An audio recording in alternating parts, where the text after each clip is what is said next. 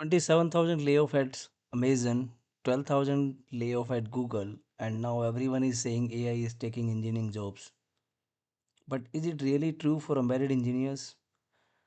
Let me be very clear, AI is not taking your job. AI is basically filtering the engineers and telling us who is having the real skills and who is doing the repetitive work, or the guy is simply replaceable, right? So if you are working in firmware side, automotive side, RTOS side, bare metal side, or embedded Linux side, so this question must be in your mind: is my job is safe? Should I switch to AI? Is this field slowing down?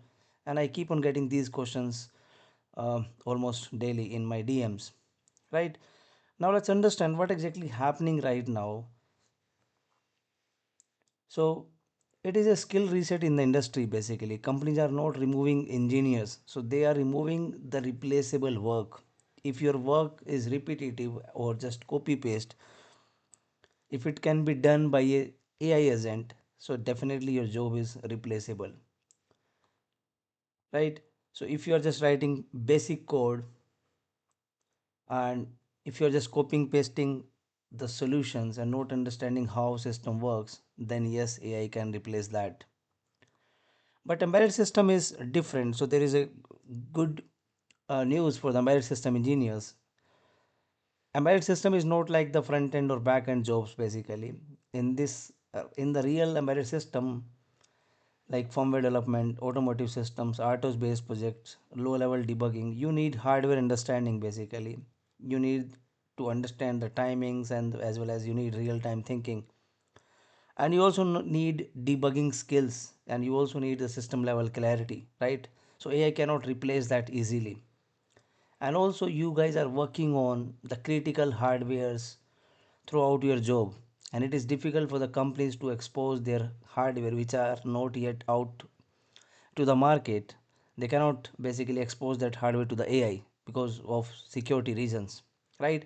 So that is why it's very difficult to basically replace the actual embedded system engineers.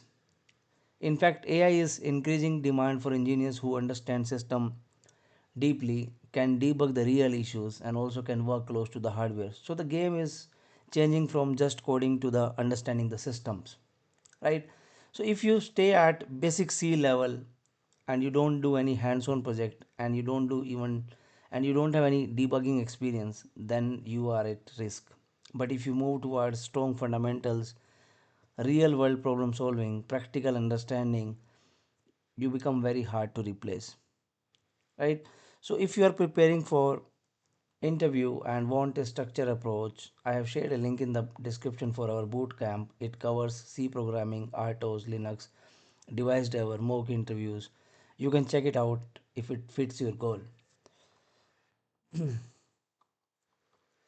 So remember this: AI is not taking embedded jobs, it is removing engineers who don't upgrade themselves. So if you want honest guidance on embedded career, subscribe to this channel. Thank you so much.